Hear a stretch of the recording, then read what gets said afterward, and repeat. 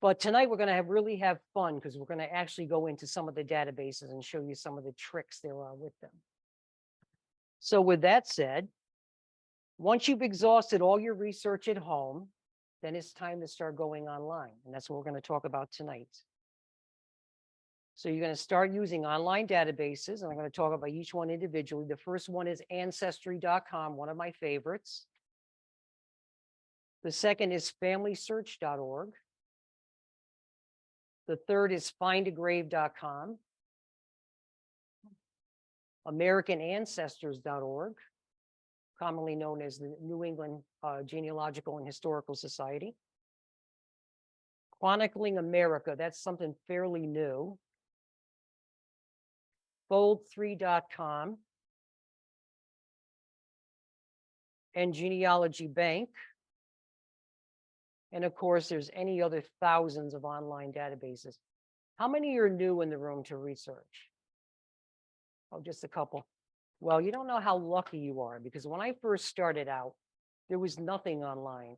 You had to go to a library or you had to go to archives or whatever to get any information. And back then, all your census records, which genealogists use a lot, were all on microfilm. So there were many times where I'd have a roll of microfilm that had 1,000 pages, and I'd be going through it and my record was on page 998. So you go home, one arm was always bigger than the other and stronger than the other for that reason. But now all you have to do is go on any of the online databases that have census records available, and they're all indexed, which makes it a lot easier for you. Okay, Ancestry.com. It's a paid site, but you can get a 2-week free trial. Okay, it's not cheap, but if you're going to really get into genealogy, it's well worth the money. When you break it down as a monthly expense, it's really nothing. Also, most of your big libraries have what they call a library subscription to Ancestry, so you can come in here and use it. The only thing you can't do is you can't put your own personal tree on the library version. So that kind of defeats the purpose, but at least you could come in and find a record if you need to. Actually, right now it's discounted. So if you go on Ancestry.com, they're giving you like a 30% discount on the cost. And that's very rare, so jump at the opportunity. Ancestry has many birth, marriage, and death records, census and voter lists, military records, immigration and travel, and online family trees. And they have an online calendar. Now, the online family trees, any genealogist will tell you to be careful with the online trees because it's information that was put in by people like us, but it's not sourced. So you have to be very careful if you rely on that information. You want to double check everything you find on an online tree. But they are very helpful in the respect that somebody may have researched your line and done half the work for you, and it's going to save you a lot of time. Also, a lot of times people do scan documents and pictures and all kinds of other things and put them on there that you can access. You want to remember, once anything goes online, it's public domain. It's not copyrighted. So you have the right to go on there and take off whatever it is you feel like it, which upsets some people. But I always tell them, if you don't want the whole world to know about it, don't put it online. And I'm going to show you examples as we go along. And for an additional cost on Ancestry, you can get online newspapers, but there are other places I think are more valuable to get the online newspapers. Next is Find a Grave. You don't have to go to cemeteries anymore. Most of them are already indexed and have pictures of the stones already online. Contains millions of cemetery records throughout the world. And the best part, it's free. Who doesn't like free? Most have pictures as well as the name of cemeteries, etc. And I'm going to show you how sometimes you'll find multi-generational stones and information on Find a Grave. Some will contain GPS coordinates. Some cemeteries, believe it or not, are all hooked up to GPS. So if you call them and tell them who you're looking for, they'll give you the GPS coordinates and you just go online and follow right there. Talked about that. Some contain biographical information and documents. You'll find a lot of obituaries on Find a Grave. And if you're not busy and you have nothing else to do, You can volunteer to add records to the databases. There's actually people that work on Facebook that are in competition to see who could put the most gravestones online. And some of them put tens of thousands. I think there's one guy that did 100,000 of them. I wish I had his life where I had nothing to do like that. Yeah. And you can add memorials to relatives that are online. So say one of your ancestors has a picture of a gravestone, you could pay a small fee and you could put like an online memorial on there if you want. I haven't done that, but some people do. Family Search, another wonderful free site. It's the largest genealogy repository in the world. It is a division of the Mormon Church. For those of you who are not familiar with the Mormon Church, they believe in the life ever after, and they believe that in order to meet your ancestor after you die, you have to have a sealing ceremony with them. So, of course, in order to do that, you have to know who the ancestor is in order to do it. So they've sent photographers around the world to take pictures of all the world's vital records and just about anything they can get their hands on. And it's all available online for free.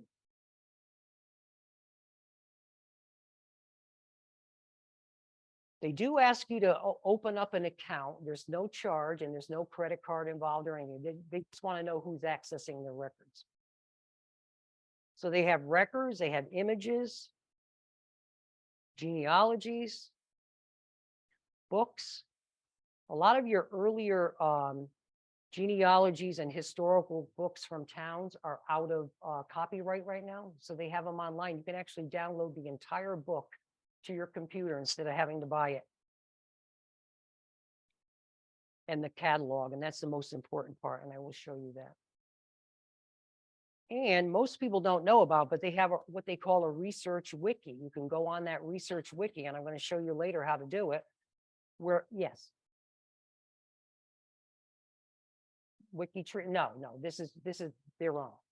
What it is, it has all kinds of brochures on how to do things. Like say you want to learn how to do German research, you want to learn how to do French research or whatever. They have everything you can imagine on there to learn how to do that.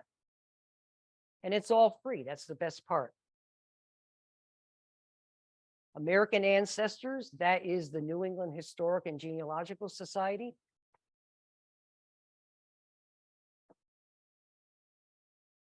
They have 1.4 billion names online to access. Has a large Mayflower database, which of course is near and dear to my heart because I'm a Mayflower researcher.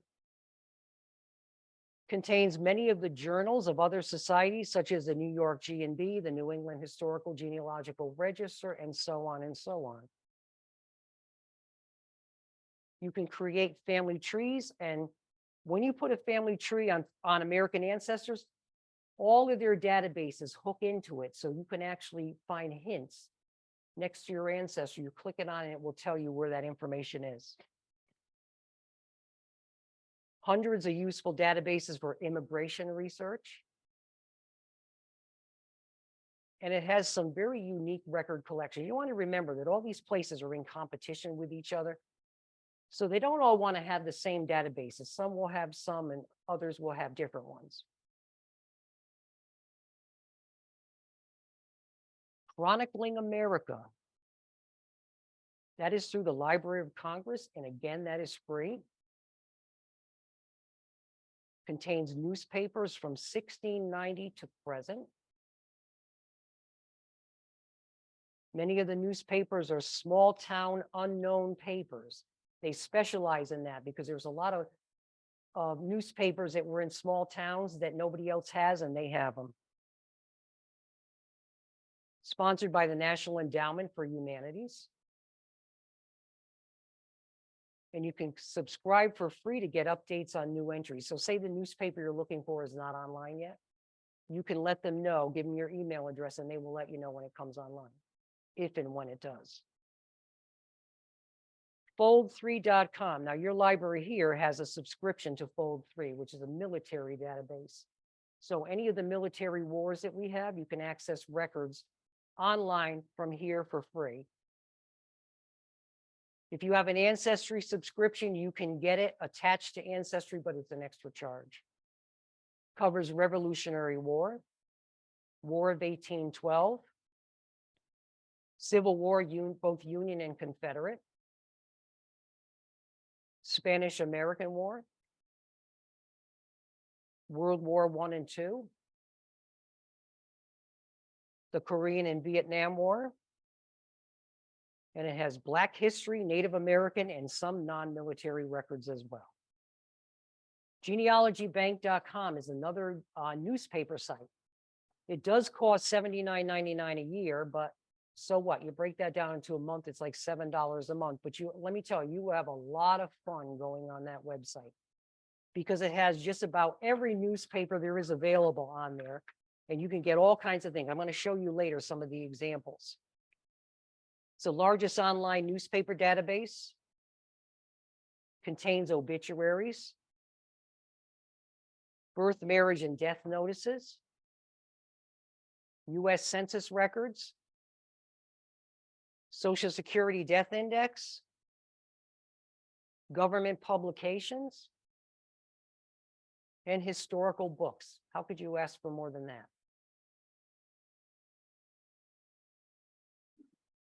And there are tens of thousands of other online databases. You name it, you got it. Here's an example. If you go on to www.connecticutstatelibrary.org, they have a wonderful genealogy section there. It contains many databases for genealogy, including the most useful ones that I use are it has the Connecticut statewide death index from 1897 to 2001. Now in Connecticut, all your vital records are kept by the individual town, as opposed as you move out west, they're done by the county. So say you have an ancestor that died in 1905 and you're wondering what town they died in. You could go on this index and it will tell you. So it's going to save you a lot of time from driving all the way out to a town where you think the record is and it actually isn't. So you can check this database and find out where that person's record is before you actually go. They also have the Connecticut statewide marriage index for the same year. I use these all the time. People call me up all the time and say, well, my ancestor died in West Haven and I went out there and they didn't have the record. I tell them, well, did you go online to the database and check and see that's exactly where it was? No, I didn't know anything about it. Well, now you do. They have the Hale Cemetery inscriptions. Mr. Hale went around and copied all the inscriptions of as many cemeteries as he could find back in the 1930s, and they're all online. And the Barber Index of Delivered, same thing. They went around and took not all the towns. Out of the 165 towns that we have, there's probably 150 that they collected the records on. There are a few quirks in towns where they didn't have it. But it covers from the beginning of the record period up until about 1850.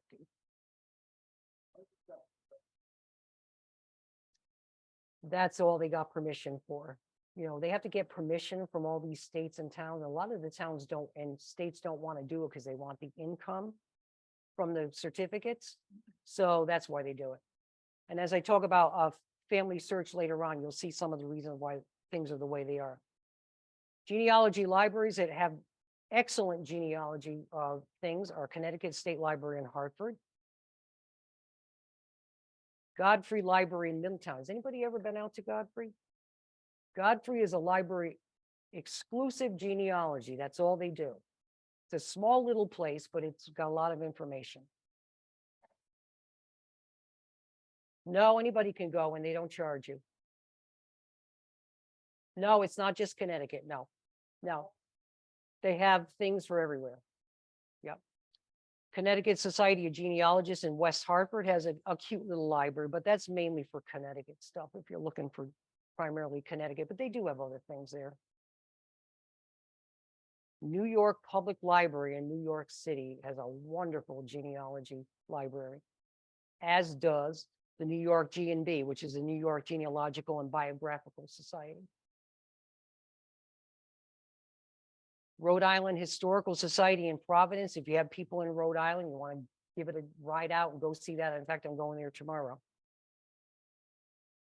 And probably my most favorite library is in Boston at the New England Historical Society.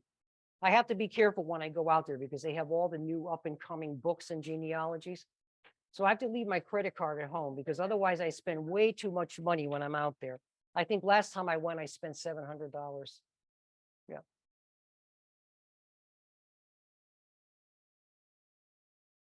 New England Historical has online, Rhode Island has online. Yeah, they all do.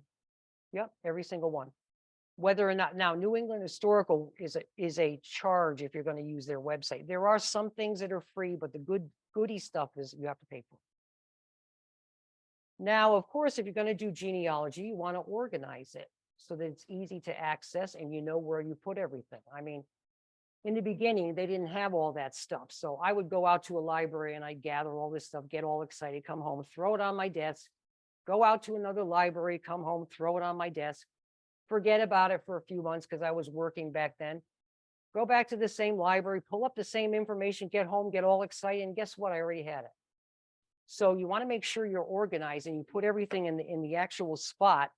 You know, make sure if you're going to go on a research trip, you have time to file everything away when you come back. There is Family Tree Maker, which is available at familytreemaker.com. It's a little bit on the expensive side. It's $79.99, but it's a one-time charge. And you can do anything you can imagine. You could put videos, pictures, documents. You could put anything in there. I think I have so many things in mind, my computer's ready to explode, but it's all in one place. And all I have to do is punch in the name and everything that I have scanned for that person all comes up. Absolutely attaches. And in fact, part of it allows you to have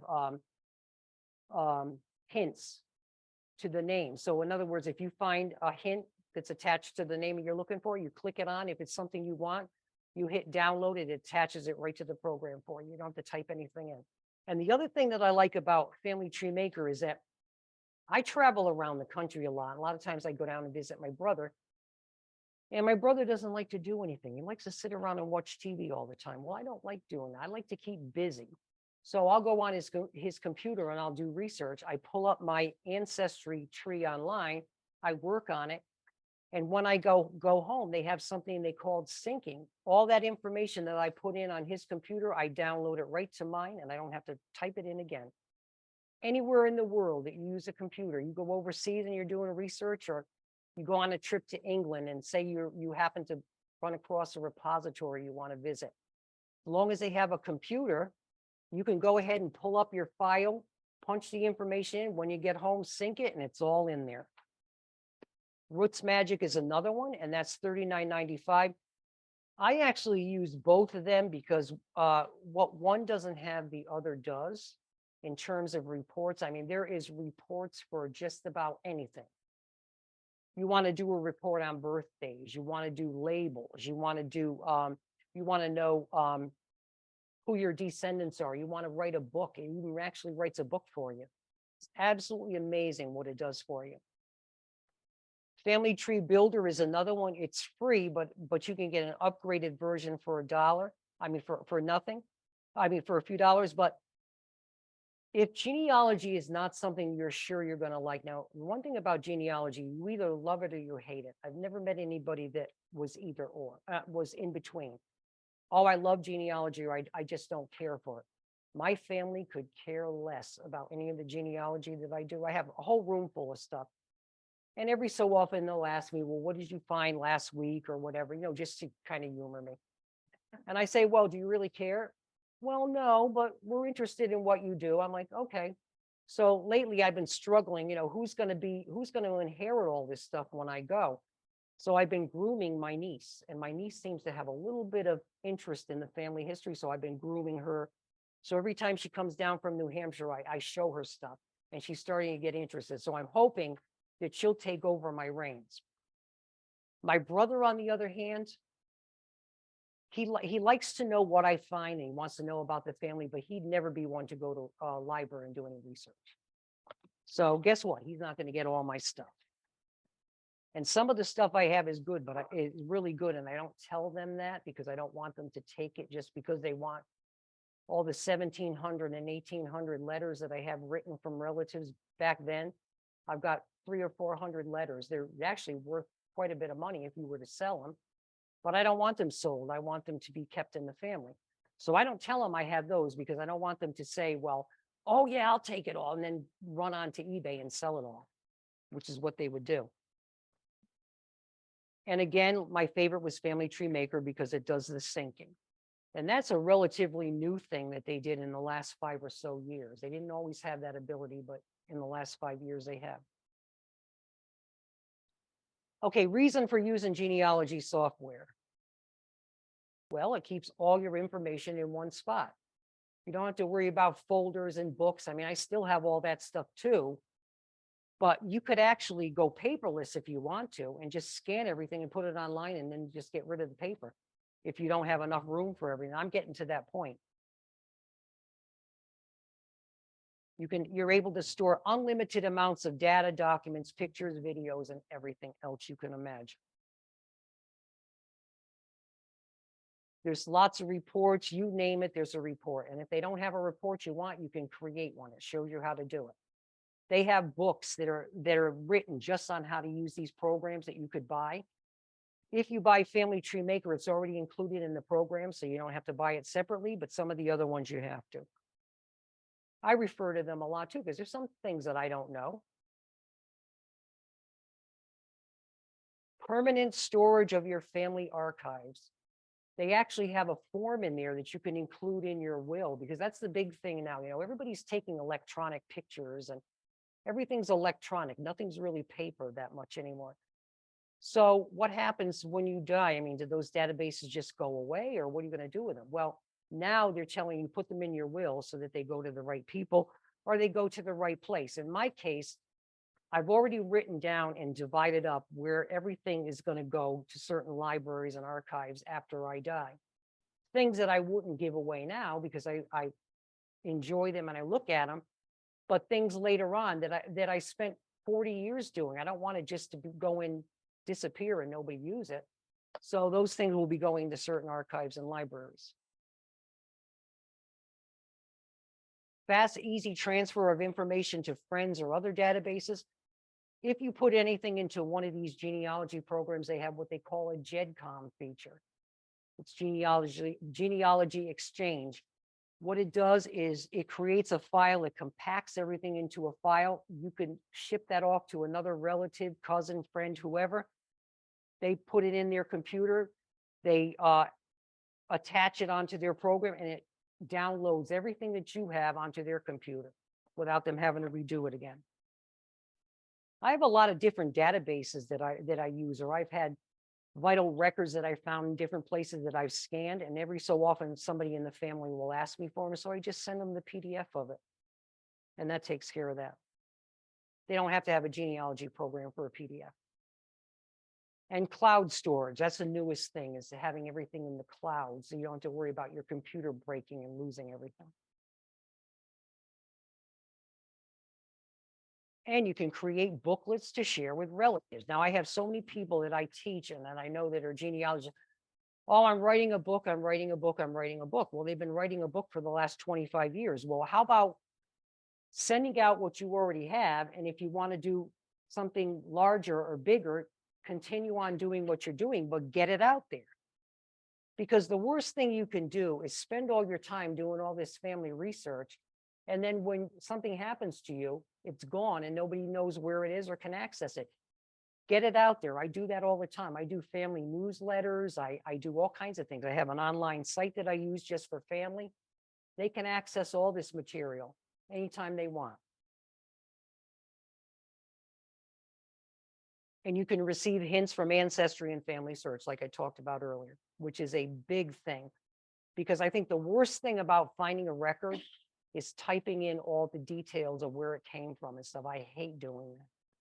But if it's on one of these hints that are on Ancestry or Family Search, when you attach it to your ancestor that's in your database, it automatically puts all that information for you, so you don't have to do it.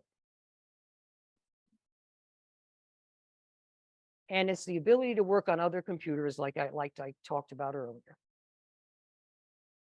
And there are many other benefits. I could spend all night telling you what you can and what you can't do. This is just an outline of what works for most people. You mean you had Ancestry, you don't anymore, and you, well, your file never goes away, but whether or not you can download it or not, I don't think you'll be able to. Well, not if you didn't do it on a family search, a family tree, family software or something to that nature. If it's just on Ancestry, you can't sync it unless you have one of those programs. Yeah. Other educational sources are Cindy's List. I'm sure anyone who's done any kind of research has heard about Cindy's List. Cindy's List is phenomenal. It doesn't have any databases on it per se, and most of them are free, but it's an index to everything genealogy. So say you want to know how to do German research and you're not sure. You go on Cindy's List, you punch in German research, and up will come about 50 different links of how to do German research. And that goes for just about anything. It doesn't have to be German. It could be Dutch. It could be French. It could be Spanish. It could be anything. Anything you ever want to know about genealogy, you'll find on Cindy's List.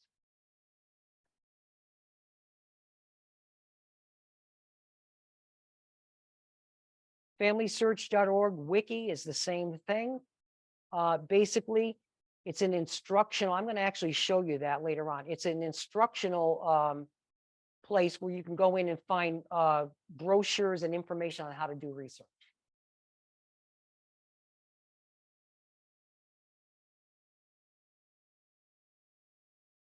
And if you haven't already and you're seriously interested in doing genealogy, subscribe to Family Tree Magazine. It's really well worth it. It's $29.95 for a 12-month subscription. And they have all kinds of how to do articles. It's absolutely amazing. In fact, I brought 2 of my books over. I went through all of my magazines and tore out everything I thought was, and one section is every state of the union tells you how to do research in it. And then here I have all the articles, the hundreds and hundreds of articles they wrote on how to do certain research. It's absolutely amazing. And every month they come out with something new. I look forward to my subscription every month when I get it. Other tips, keep a notebook with all the essentials. Whenever I go on research, I have this nice little neat book that I have. And the first thing I did was put, if lost, please return to me, because it's got everything under the sun in here. I have notebook paper. I have files for different things I look at. I have all my business cards. I have business cards for just about everybody else. In fact, yours is in here too, Sarah. And then I also have guides, Family Tree University using and analyzing U.S. federal census records. And then I've got all kinds of brochures in here on how to do everything. I carry this along with me so that I keep neat and organized. I keep all my notes in the book. And you want to remember, when you're taking notes, make sure it's the same size sheet of paper every time you do it. You don't want to have a little stenographer's notebook that's 6 by 8, and then you don't want to have notebook paper and everything all together, because there's no way to keep it all in one booklet when it's a different size. So that's what you want to do. And I actually even have one of my old letters in here. I was talking, this is from 1866, because a lot of people don't believe me when I tell them I have these old letters. Here's another one from 1847 in family archives. Yeah. Yep. And plus doing lineage research for everybody. A lot of times I get Bible records, I get all kinds of stuff. So I just make a copy for myself in addition to what I send in for the application. Believe me, I've accumulated so much. It's phenomenal. Create your good habits. Always be available to put your research away, however you keep it, after each research trip. Like I said before, this way you'll know what documents or information that you already have. Throwing it in a pile on your desk to forget will do nothing but ensure that you'll forget what you have and possibly waste time searching for it again. And I'm telling you, you may not believe me, but that happens. Most importantly, make sure you write the source of where you got the information from, right on the actual document, not on a stenographer's note page, not on a sticky, right on the piece of information that you got so that you know it's always going to be there and it won't get lost. Genealogists who don't keep track of where they find information or don't source their information, it's worthless information. In fact, I had a lady once, I used to volunteer at the Family History Center in Woodbridge. And a gentleman, he lost his wife and he came in with 3 big boxes full of genealogy stuff that she had done. Very well written, had pictures, none of the pictures had any names on the back of them. None of the information did we know where it came from. So as far as I'm concerned, it was useless. It would have to be all re-researched again to find out where it came from. But that wasn't my choice to say. I just shipped it off to Salt Lake and let them deal with it. But you want to make sure that you want to remember when you're getting a piece of information, you want to know that whoever's going to take over your research later on can know where that information came from, so they don't have to waste time going back to figure out where you got your information from. Very, very important. Now we're going to get into the good stuff. I'm going to show you the actual databases. Okay, so with that said, the first thing we're going to do is we are going to go on Genealogy Bank, which is the newspaper site. If I can spell. Okay, this is Genealogy Bank. So let me see if I can sign in here. Is it going to let me log in? And I remembered to write all my passwords down because I never remember all of them. Okay, so when you go on to Genealogy Bank, of all the newspaper sites, I think it's the most user-friendly one that there is. This is the screen that comes up. And of course, you want to always tell them you're never going to save your password, especially if you're on a computer that's not yours. And I'm going to punch in my mother's name and death date.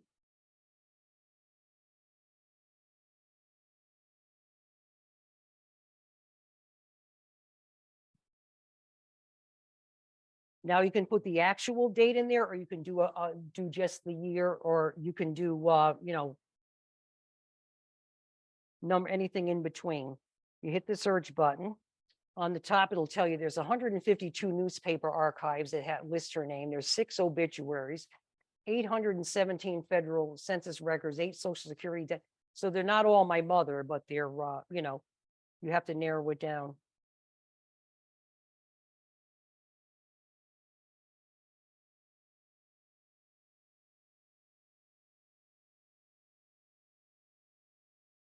Well, if you're going to do an obituary, you always do the married name, what their name was at death.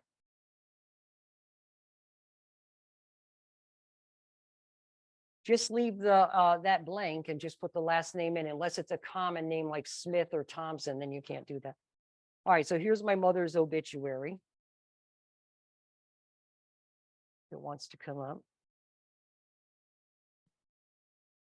Okay, now sometimes they'll come transcribed like this, and the earlier ones will be the actual copy of the newspaper that you find if you went to the actual newspaper. You can print them out. You can attach them to a file. You can put them in a folder. You can do just about anything you want with them. Okay. I keep all of my obituaries in binders, and I also scan them into my computer. And why I keep them in binders is I don't know. Maybe I'm an idiot when I say this, but just like books, everybody goes electronic, but I like to have the actual book in front of me, as I like a hard copy of something. So I do keep hard copies of obituaries. And not only that, a lot of times people will come over and they'll say to me, oh, well, I know you keep everybody's obituary. Do you have, when we went to high school, do you have so-and-so's obituary? And I'll say, yes, I do. And they want to see it. So it's a good conversation piece. So that's how that works. They also have census records on here. It's not only for obituaries. You can find articles in there about, in fact, I'm going to show you one. Let's go back and do one. No, he's a different branch of Hales from my mother. My mother comes from the Swansea, Massachusetts Hales. And then Nathan comes from the Connecticut Valley Hales, and then there was also one that went into Boston as well. Okay, so we're gonna try Julia.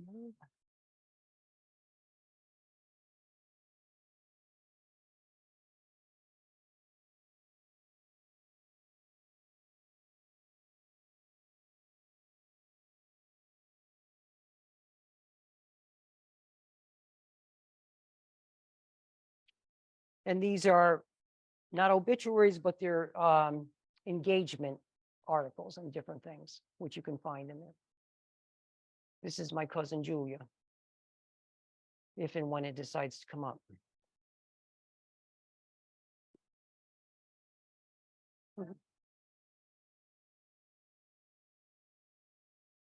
Well, it depends, because if I charge by the hour when I'm doing a Charlemagne application, which is 42 generations, nobody would hire me because it would cost too much. Mayflower applications, I charge $200 plus whatever I have to buy for documents and copies and stuff. SAR, I charge 100, DAR, I charge 100. It depends. Sons of the American Revolution, DAR, Daughters of the American Revolution. So the point is of showing you this is it's not only just obituaries, it's every article that that person has in any of the newspapers. Now, to find out what newspapers are available, you go back to the top and see where it says browse. You can browse your newspapers by state, by title, by date, or anything that was recently added. So if you put a name in here and it doesn't come up and you're wondering why it doesn't, go into the search and see whether they have that newspaper or not, because they may not. Okay, in that case, if they don't, go to Chronicling America and see if they have it. Or if you have Ancestry and you have the newspaper.com subscription, try it there, because what one doesn't have, the other will. So chances are 9 out of 10 that you'll find what you're looking for.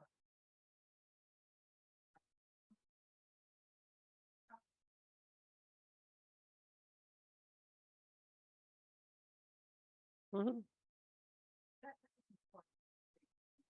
Yes. And I have to tell you that back in the olden days, I love the old obituaries because they told everything in their brother. They told who their parents were, who their children were, you know, where they lived, what they did for a living, the whole works. Now you're lucky if anybody even puts an obituary anymore because they're so darn expensive. I have mine already written, and it's been written for 10 years because when I thought I was going to die, I had it all written out. And I threatened my family, it goes in word for word, the way I put it, or I'm going to come back and haunt you. Because I had that problem with my mother. The undertaker was trying to tell me that I couldn't put in some of the information I put in. I said, I'm paying for it and go in there. Oh, I don't know if they'll take it. I don't care if they take it or not. If I'm paying for it, yeah.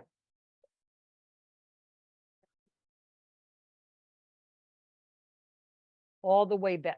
You can go all the way back, but the really early ones were nothing more than the date of the death. Yeah. When you get into the 1800s, early to mid to late 1800s, those are the real juicy ones. Yeah. Oh, yeah. You get them all the way back to 1690 in some cases. Oh, yeah, absolutely. Absolutely. All right. So any questions on Genealogy Bank? You've got the idea how it works. Okay. Now we're going to go to Chronicling America.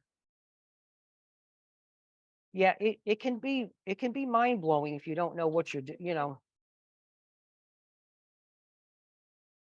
It is. And you know, the thing of it is that it can be very intimidating if you don't know what you're doing. But all I can tell you is practice makes perfect. It's just like anything else. Years ago, I worked at Starbucks, the coffee company, and I had to learn how to make all their drinks. And oh my gosh, I was like, I don't know if I could do this. And I'd go home and have nightmares of how to make all that stuff. One day I woke up, I knew how to do it. It was fine. And that's the same way with genealogy. Okay. You will. I lost 140 pounds thanks to cancer. Yep. 140 pounds. Okay. Chronicling America.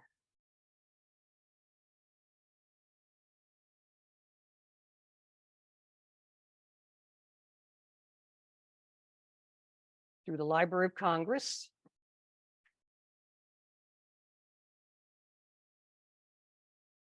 This is the screen that will come up, and on the top, it will show you, does this have a pointer? No, does it have a light on it? Okay. On the top, it'll ask you what date you want to cover and what state. So you punch in the state, and then whatever approximate date you're looking for, you punch that in, and then put your name, the name of the person in there. I always start with just the last name because everything they have comes up. So in this case, I'm going to do one of my ancestors. I'm going to go to, he was from Alabama. And boy, was that a story. He had 9 children. He moved to Alabama, dragged 9 children along with him. I certainly hope it was worth it. From Massachusetts. Yeah. Oh, well, they had a place, a big farm on top of the mountain, so it was cool. But all right, so I'm going to start at 1809 to now, and I'm going to punch in Gardner. No, I'm actually going to just put in Hale, I think, in this one. And you hit go. And up will come a whole list of newspapers. Now you see where you have all this red stuff? That means that the Hale name is mentioned in those articles in those areas. It may or may not be what you want, but nevertheless. So you just simply click it on.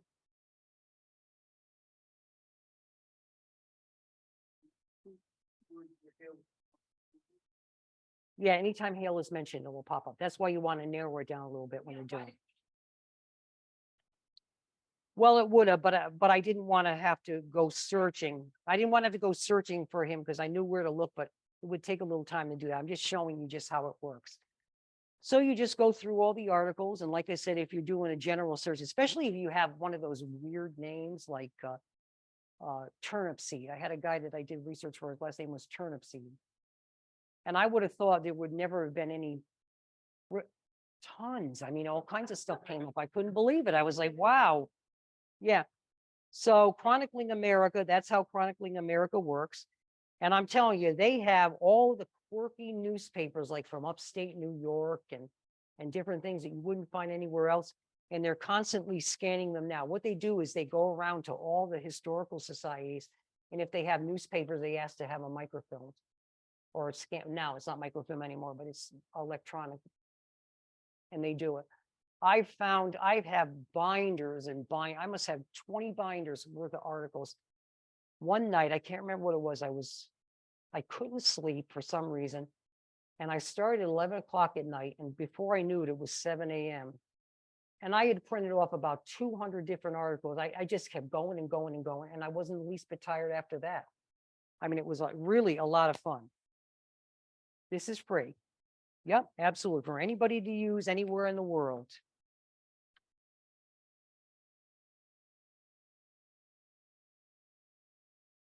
Well, this is one of them. This is one of them. I mean, Genealogy Bank is the premier one, but again, that costs. But if you want to see if you can do it for free, this would be the way to do it. Yeah. Okay, next we're going to go to any questions on this site? Okay, we're going to go to Find a Grave next.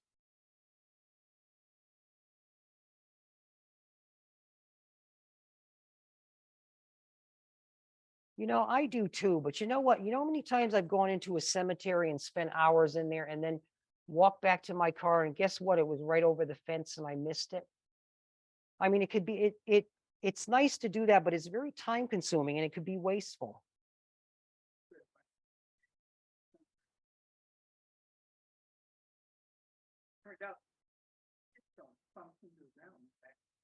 Oh, that happens a lot. Yeah. Yeah.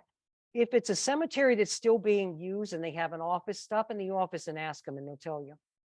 But a lot of the ones like if you're take Rhode Island, for instance, they buried everybody in the backyard in Rhode Island.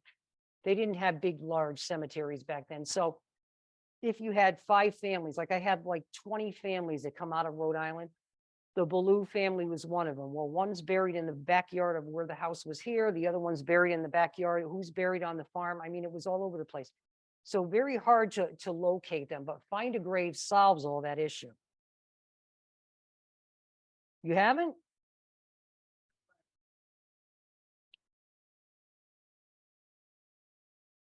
So find a grave comes up, and this is your front page. It'll ask for first name, middle name, last name.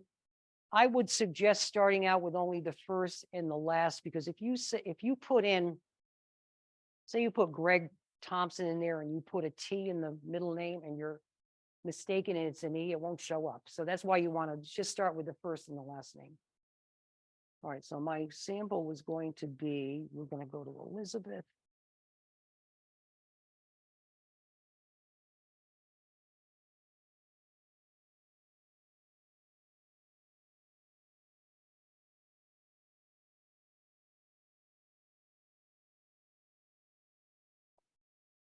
And hopefully it will show up.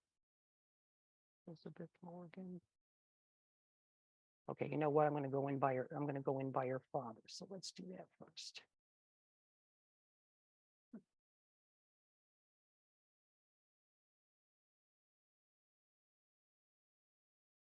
And I know he was born in 1809, so I'm going to put the date in. If you're not sure of the date, do a sweep. Do a couple years before you when you think it is, and the other side a couple after. Hit your search button. Okay, there he is. Now here's an example where it doesn't have a picture of a gravestone, because up until last year when my cousin and I got together and we put a stone on his grave, there wasn't one. So there's a picture of him. That was Gardner Hale. Now, Alan Hale from Gilligan's Island. You see the resemblance? He's my mother's third cousin. Yeah. Yeah. And a relative of his. Yeah. So why I'm showing you this one is because then you go down. Here's the stone we put in last year. Now, the thing that kills me is he had 9 children, and when he died, he left 4,000 acres of land to his children. You would have thought they could have afforded a tombstone. But oh no, they spent more time fighting in the court of who was going to get what part of the property, and ended up, not doing anything. But anyway, that's here nor there. In this case, you have his spouse listed, who was Anne Susan Ballou, and then all of his children: Jeremiah, Hannah, Susan, Emmeline. But the reason why I'm showing that is because you'll find a lot of multi-generational searches here. Now you go down to Eliza. You click on Eliza, and you go down and you have her parents again, then you have her siblings, and then you have her children and her spouse. So you can get all that information just on that one sweep. So if I hit Henry Bertha, who's the grandson of Gardner, actually.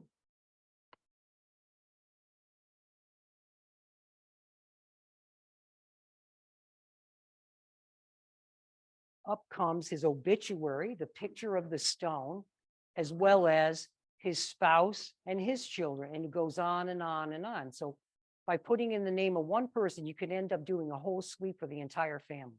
Did you have a question?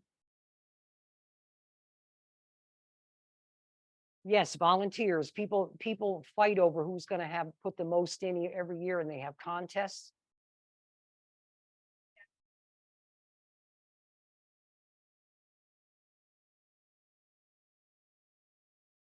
Well, if you have a picture of a stone, it's kind of hard to fake, isn't it? Oh, you mean the children and stuff?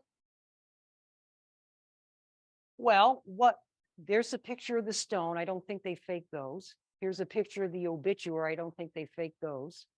The only thing that could be fake would be his siblings and his children, and maybe his spouse. So you would have to verify that if you think there's a question. Oh, of course. Oh, of course. Oh, yeah. Yeah. I mean, well, no, and I'll tell you what that case would be. If you pull up a stone and the dates are muffed on it and you can't see it, well, yeah, it could be a matter of interpretation. They put the wrong date on there. Anything that doesn't come from an original source, you have to verify.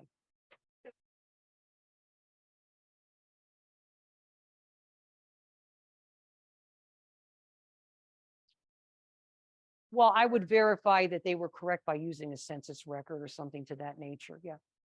Yeah, absolutely. I don't consider anything to be a correct document until I can find something else to back it up. My rule of thumb is to have 3 documents to prove each citation. Yeah, no problem.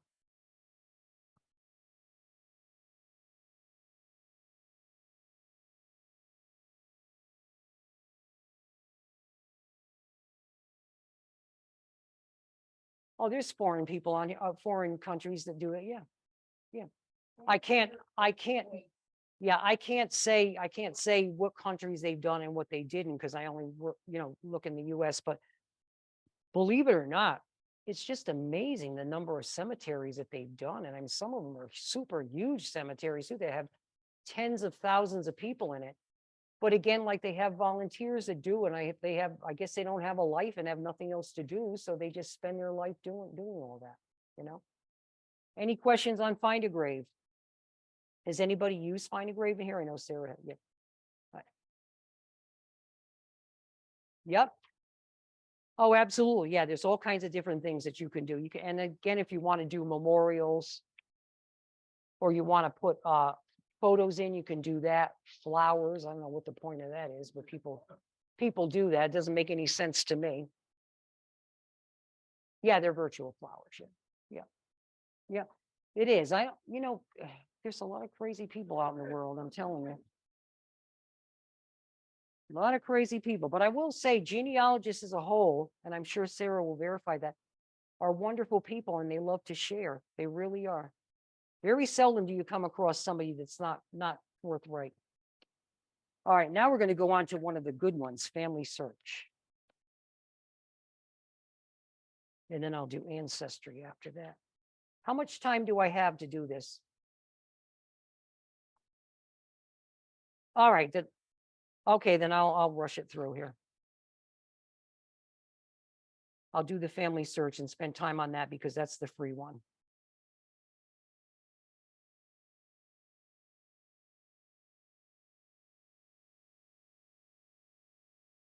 Okay, now a lot of people tell me when they're brand new that they find Family Search to be very intimidating. Well, it's not, but if you don't know what you're doing on there, I could see where it would be intimidating, but I'm going to show you the easy way around it. Up here, it'll tell you that you have to create an account. All it will ask is your first and your last name, your address, and that's basically about it. It's not going to ask for a credit card or anything like that because it's free. So then you go ahead and you create a logon and a sign, username and a password. So mine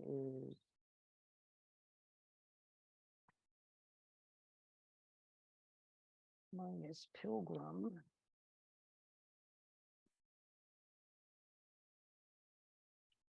Yeah, absolutely. And you have to in my business. I was in the restaurant business for 40 years of my life. If you don't have good humor, forget it. I'm telling you, because there were times when I just wanted to strangle somebody, but you have to be sweet and nice. The customer's always right. Okay, now you go into search. Now this will come up and it will say records, images, family tree, genealogies, catalog, books, blah, blah, blah, blah, blah. Well, the research wiki that I talked about is down there, so we won't go over that. Books. In here, if you have an old genealogy that was written before, I think copyright, when you get into the 20s or 30s, I think you're safe anytime before that for copyright. You should be able to find it here. And then you can download just the page or you can download the entire book. I have about 750 genealogies that I've downloaded into my computer, ones that I don't have hard copy for, that you can get here so that I have them on the computer. But the best way to use it is go into the catalog. So you go into the catalog and say, for instance, and like I said, they've copied almost all the vital records. So say you're looking for, you want to find births, marriage, and deaths for Brantford, Connecticut. How you have to do it is you have to punch in the state, the full name,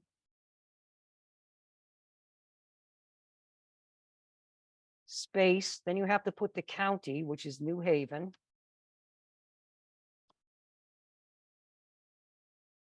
and then Brantford.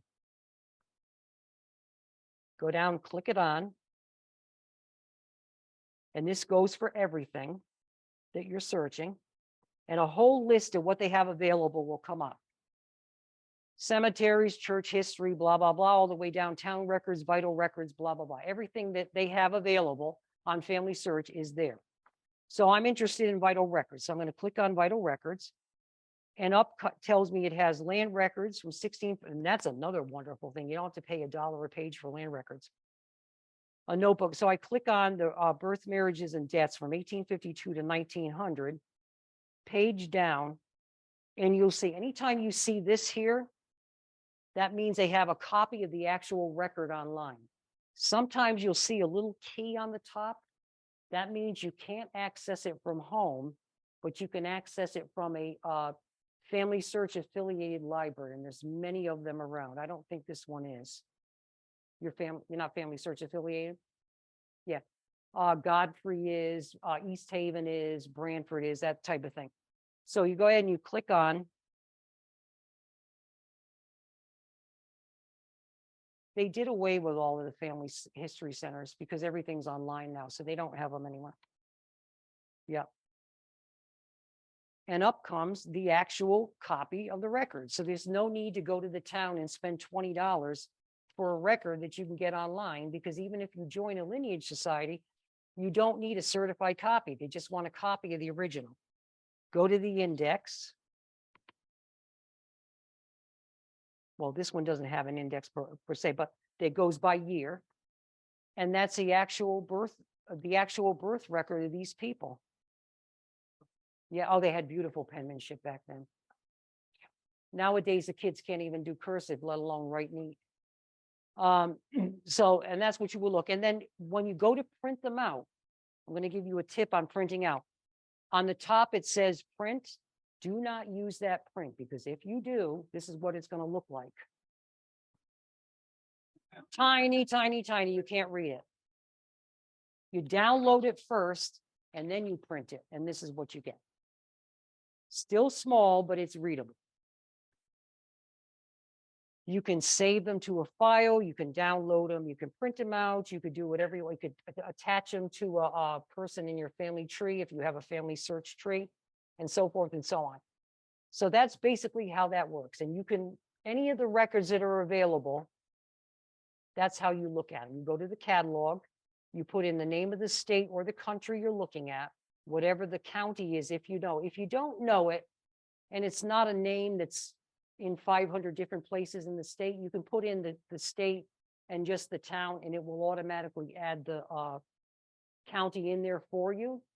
But if it's one that's a common name, like there's Hartford. Hartford's a perfect example. There's Hartford, New York. There's Hartford, Indiana. There's Hartford. So you got to be specific when you put it in there. That's where people get a lot of intimidation out of using this site, because they don't know how to look for it. So that's how that works. Every country in the world, over 150 of them, have records that the Mormon Church has copied.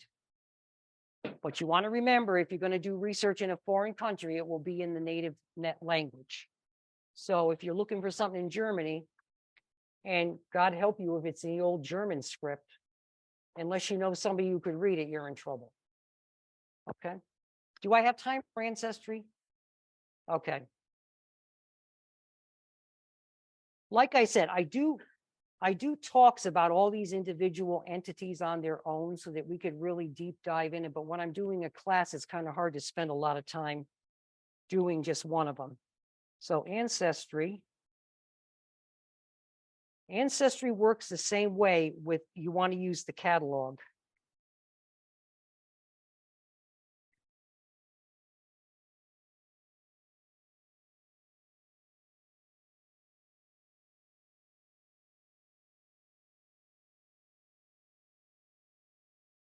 I know it's ridiculous, but can I tell you? I have an English bulldog, and her name's Petunia Marie Wrinkles. And that's where I got that from. Yeah, I know. That's what everybody says.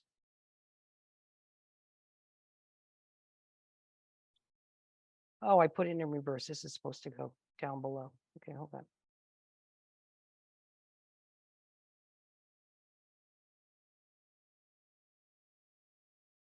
Yes.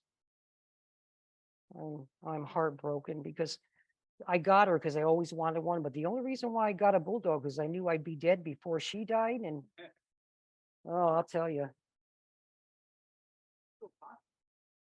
Yeah, my doctor says I'm going to live another 20 years. I hope she's wrong, but I'll be 85 then. Well, as long as I can move and do what I got to do, I don't care. Okay, so here's your Ancestry main screen that comes up. You have your home, you have the trees, the search, DNA, blah, blah, blah. Anybody have DNA done here in here? If you haven't, it's a fun thing to do. Again, and that's a whole talk on its own. Go into the catalog.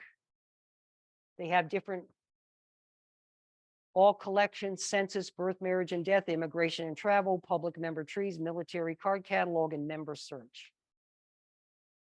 It works basically the same way it does in family search, except you go by collection instead of the town. So you would go into the card catalog and you would say, I want Connecticut probates.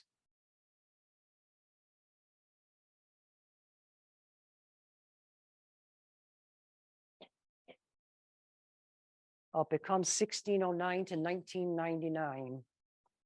You would punch in your name. And I'll tell you, this is really, really a plus because in the olden days, you had to pay $1 a page to get copies of all this stuff. Now you get it for free. Well, not for free. It costs money for ink and stuff, but. And that's basically how that works. And DNA, once you put your DNA in, it'll tell you result summaries, your ethnicity. 1620, they just say that's not accurate. All right, let me see. I could find mine.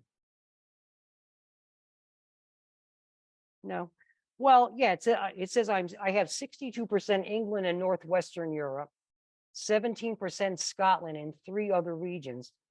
When I first did it, it told me I had 5% Native American. Then I had it done 3 times since, and each time it's been eliminated. So now I have 0 Native American. But I do have Native American in me because my father was a descendant of the Lennox from New Jersey, and my mother was a descendant of Pocahontas. So I have Native American in me. So I know by paper it's correct, but the DNA, there's not enough DNA in there, I guess, to show for what they go. So that's basically how that works, but you can have a lot of fun with it. And I will tell you that if you don't get a subscription to Ancestry, at least go on there and try the 2-week free trial and have some fun with it because you really will have a lot of fun. And I'm sure you'll get addicted.